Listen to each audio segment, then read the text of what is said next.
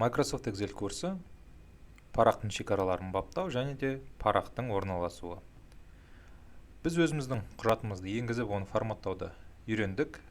Енді біз біртіндеп осы құжатымызды баспаға шығаруға жақындап қалдық. Баспаға шығаруға келгенде бізде Microsoft Word бағдарламасымен салыстырғанда бірқатар ерекшеліктер бар. Біз осы жұмыс режимінде жұмыс парағымыздың қай бөлігі баспаға шығатынын бірден көріп тұрған жоқпыз. Осы мәселені бізге шешуге парақтың қарау режимдерінің бірі көмектеседі.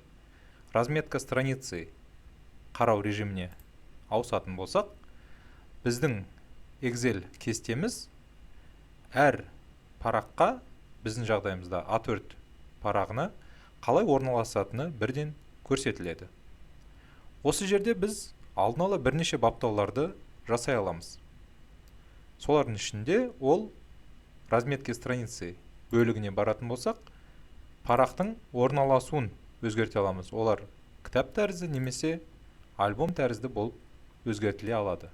Сонымен қатар біз баспаға шығаратын кезде осы парақтағы жан-жағындағы шекараны, яғни біздің кестеміз баспаға шыққан кезде парақтың қандай бөлігін алып тұратынын баптай аламыз.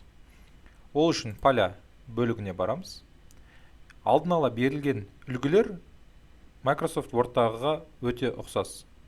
Біз қалыпты, әдетте қолданылатын шекараларды қолдана аламыз, немесе жалпақ болуын, немесе жіңішке болуын ұйымдастыра аламыз. Ал егер сіз осы шекараларды мейлінше нақты баптағыңыз келсе, онда настраиваемые поля бөлігіне басасыз. Осы жерде парақтың әр бағыты бойынша нақты баптауларды жасауға болады. Осымен бүгінгі сабағымыз аяқталды. Сабақ түсінікті болса, келесі сабаққа өте беріңіз.